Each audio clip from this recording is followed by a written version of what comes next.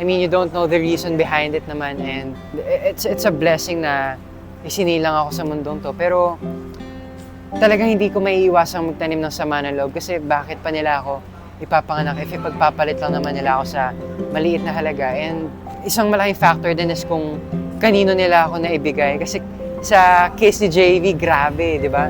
Although napapakain siya, napapag-aral siya, pero tingnan niyo naman yung pinapagawa sa kanya.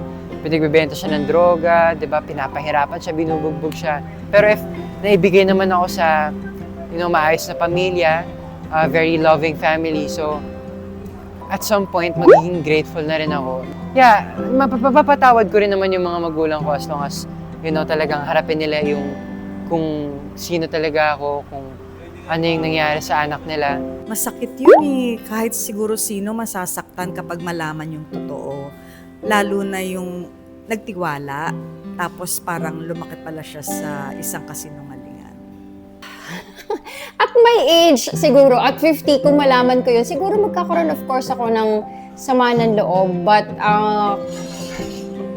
kung ako ay magtatanim pa ng galit, siguro hindi ko na kayang gawin yun at my age. Kasi lahat ng bagay na nangyayari, merong rason. Whether it's acceptable to us or not, I would forgive, but hindi naman mawawala yung sumama yung loob, pero hindi na ako magtatanim ng galit. Siguro, alamin ko na lang bakit, or baka nga hindi na, forgive na lang.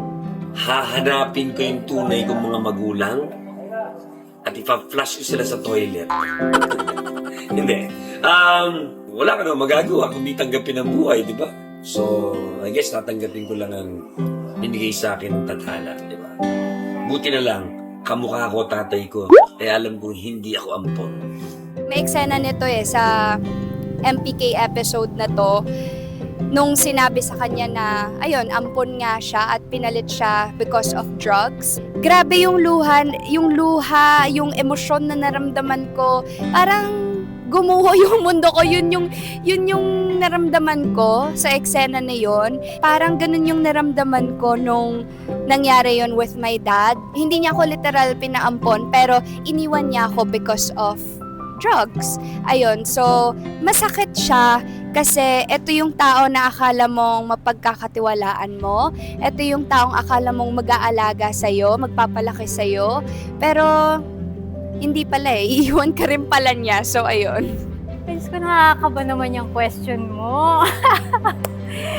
Hindi ko alam kung anong gagawin ko. That would definitely hurt me a lot and probably traumatize me. I pray that kung nangyari man sa akin yun, mataas at malakas yung faith ko kay Lord. And piliin ko na baguhin yung landas ko at make something out of my life. What's up mga kapuso? This is Marco Masa at iniimbitahan ko po kayong panoorin ang MPK episode na #MPK Palit Droga this Saturday, 8:15 p.m.